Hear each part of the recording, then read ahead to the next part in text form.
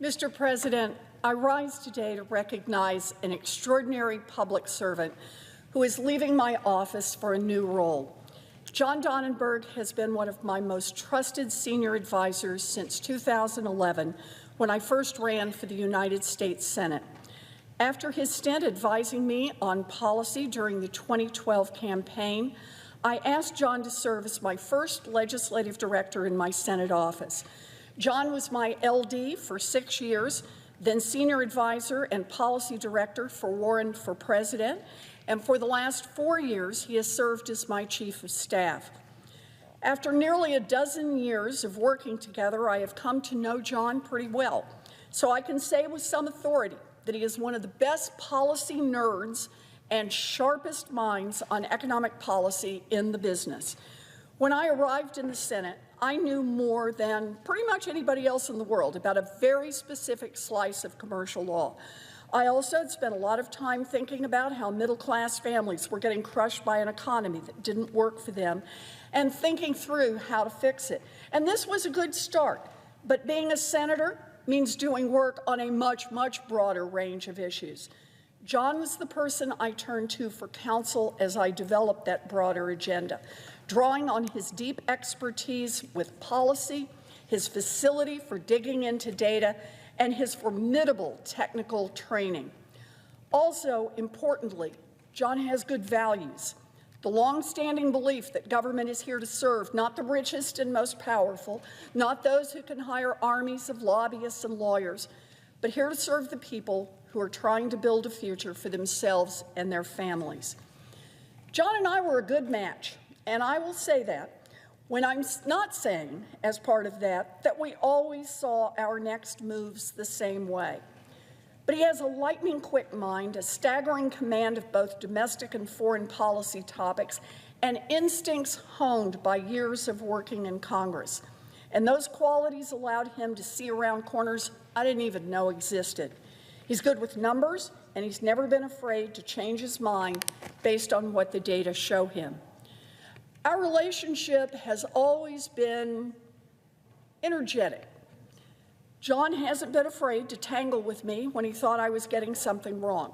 He would tell me I was making a mistake, and I would tell him he didn't know what he was talking about.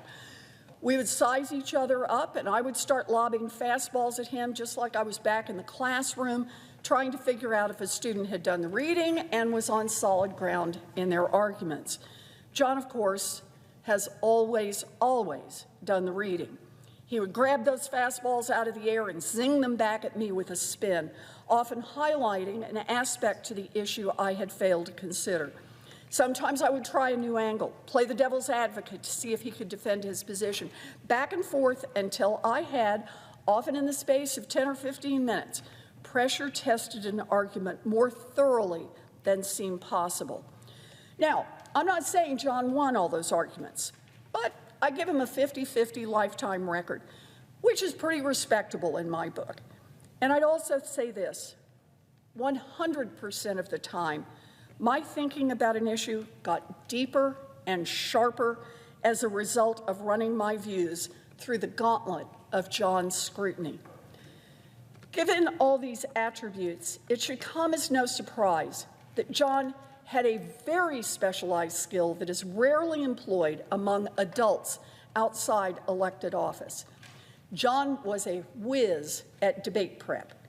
He has worked with me and several other senators during our races, helping candidates prepare for pre-election debates.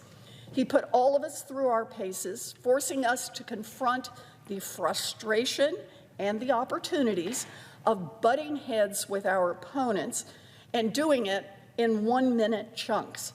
For all of us who managed to survive those debates far better than we expected, we owe John our thanks.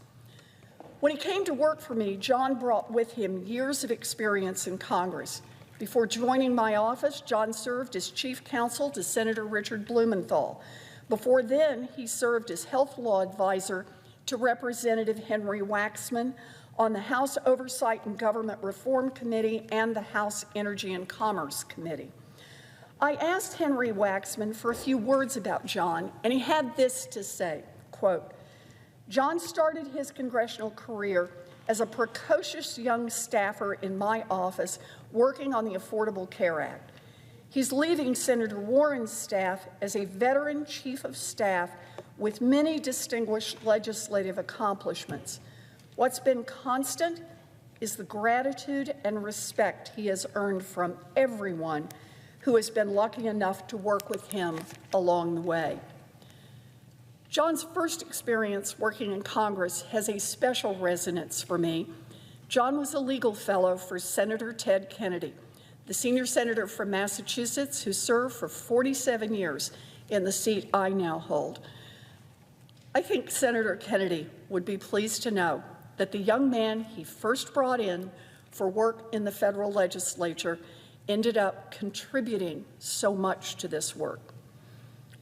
There is one more aspect of John's leadership that I want to make sure to highlight. He is a dedicated mentor who has trained scores of policy staffers in how to make this country work better for families who don't always have someone in government looking out for them.